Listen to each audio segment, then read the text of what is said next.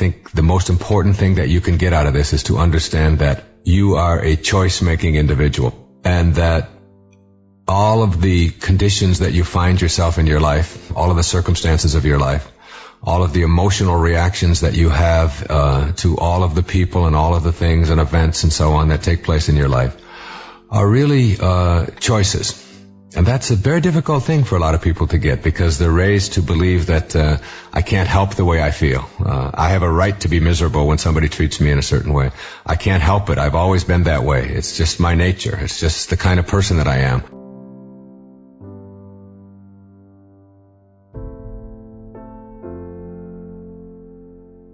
This waiter was directly from Italy and was serving this wonderful pasta and all of these things. And he was a madman.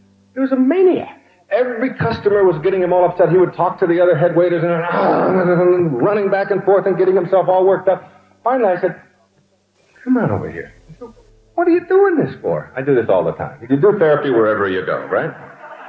I said, "What are you taking this so serious? All you're doing is serving spaghetti. It's no big deal." I said to him, "You know, before you're 50 years old, you're going to have a heart attack. Guarantee it, if you continue to behave that way every day." He said, "Look, what do you expect from me? I'm Italian." So, oh, well, that explains it. I mean, his rationale for his behavior was, I can't do anything about it, I inherited it. You know, I just got deficient anger genes. I mean, I've heard kids say that, you know, when they're failing math. I can't help it. My father was lousy at math, my grandfather was lousy. I inherited, you know, deficient math genes. It's just not my fault. I can't do anything about it. The fact is that anything that goes on inside of you that is immobilizing, that gets in your way, that keeps you from functioning in the ways that you would like to function, that stops you from reaching your goals, whatever they may be in your life, anything inside, you choose. It's yours. You own it all. And if you don't like anything about yourself, anything, are you shy? Are you nervous? Are you afraid? Are you somebody who can't handle getting up in front of groups because it scares you? Are you someone who gets angry too much? Do you find yourself being manipulated and controlled by other people too often? Are you afraid to stand up for what you believe? Are you a terrible cook? Are you lousy at tennis? You haven't got a backhand? Whatever it may be, it doesn't make any difference. You are the sum total of the choices that you make in your life. If you don't buy that, if you buy into another system, which a lot of psychologists will teach you, which is it's in your unconscious. You can't help it. After all, you're a middle child. What do you expect from a middle child? You know, certainly can't have any identity of your own. Or maybe you're an only child. Oh, God. Maybe you're the youngest of 12. You had 11 parents, you know, all your life. Somebody telling you what to do from the time or maybe you were the oldest and you had to be a parent for 9 others or whatever. You can use any excuse that you want, or you can just say, the devil made me do it, or it's God's fault. You know, a lot of people blame God. God and Mother are most responsible for all of the things that are wrong with us, you know.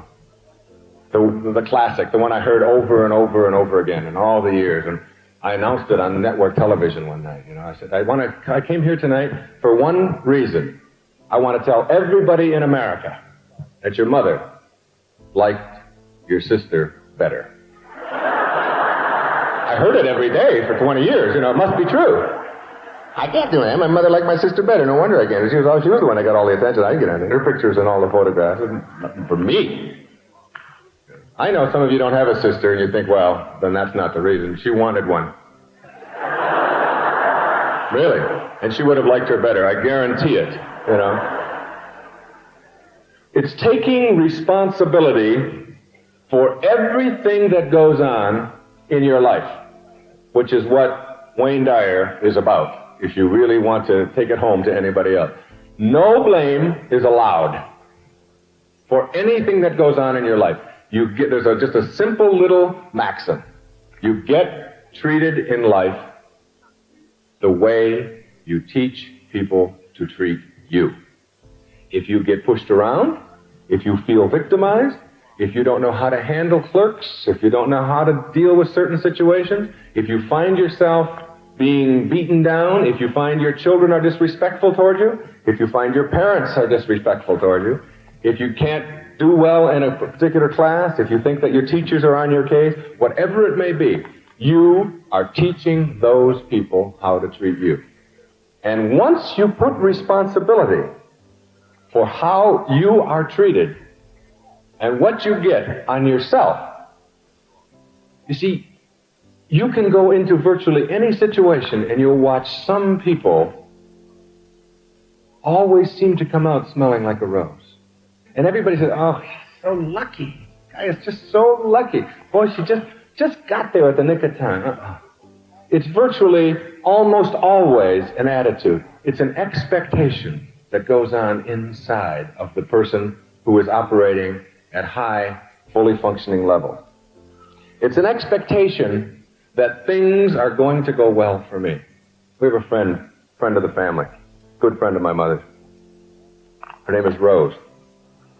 Rose lives over on the east side of Detroit. I'm on the west side of it when I arrived, staying over at one of the hotels over there. Call up and say, Rose, why don't you come on over and we'll have dinner tonight. No, I can't do that. I said, what do you mean? She said, I have to get on the freeway. I said, yeah, you just get on the freeway and you get off right over here at 8 Mile Road. And she said, I can't do that. I can't get on the freeway. I said, but you've been driving for 18 years. What do you mean you can't get on the freeway? I never go on the freeway. I said, why not? She said, I can't merge.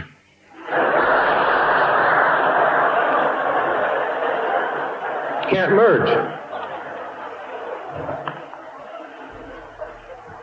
You can't what? Can't merge. Don't know how to merge. I've never merged. And that's true in more ways than one if you knew Rose. I said, Rose, all you do is get on the entrance ramp and push down on the gas. That's called merging. And wait for somebody to get out of your way. That's the way you merge. Can't do that. Got bad merge genes. It's not my fault. I can't help it. And she really believes that. Now, what are her expectations? She says, besides, if I got all the way over to the west side, I'd only get lost. Oh. You'd what? Well, I'd just get lost. I said, well, what would happen if you got lost? Well, who knows what would happen? That could lead to anything. That could just go anywhere. She has this vision, you see, of... I just said, Rose, if you're lost, you pull into a gas station. And you say, I'm lost. Where am I? And they will point you to where I am. Can't do that. Her vision is a disaster in her head. The disaster is that she will get off after failing to merge, and she will drive around the west side of Detroit forever until she runs out of gas. And then they will find her like 3 months later, with her head draped over the steering wheel with a note on it, just scribbled out in her lipstick, See, I told you I was lost. Just a corpse there. Because that's the kind of expectations that she has for herself. And when you have expectations that things aren't going to go well, like people kept calling me yesterday. I hear it's a sellout down at Ford Auditorium. I said, there's no such thing. No such thing as a sellout. There's always one more seat. Always. I've never heard of a sellout. You can always figure out a way to get in someplace if you want to go bad enough. But some people pick up the phone and they say, I'd like to come down into your seminar. And they'll say, no, don't come. It's a sellout. I say, okay, that takes care of that. Or they'll say, there's no place to park. Right? You hear this kind of sentiment all the time. And here you've got people with low expectations or neurotic expectations getting in their car, driving to an event, particularly in New York, looking for no place to park. That's what they're looking for. It's incredible. And when you look for no place to park, you always find no place to park. Because you're looking right here, straight ahead with that tunnel vision that typifies most people who are not operating at high levels in their life. There are no parking places here. None. Those are called highways, roads. We don't park on those.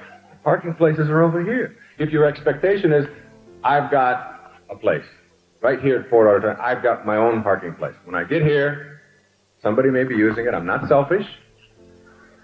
I don't think that it should be vacant all the time. But now that I'm here, whoever's in my place, I'd like you to get out, please.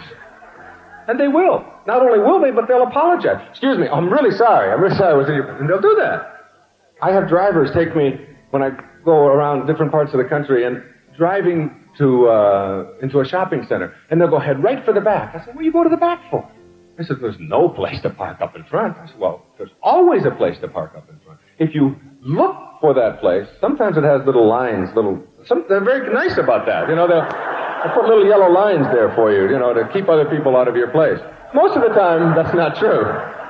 Most of the time, somebody will be getting it. I'm telling you that virtually everything in your life boils down to what kinds of attitudes, what kinds of beliefs do you have about any given situation.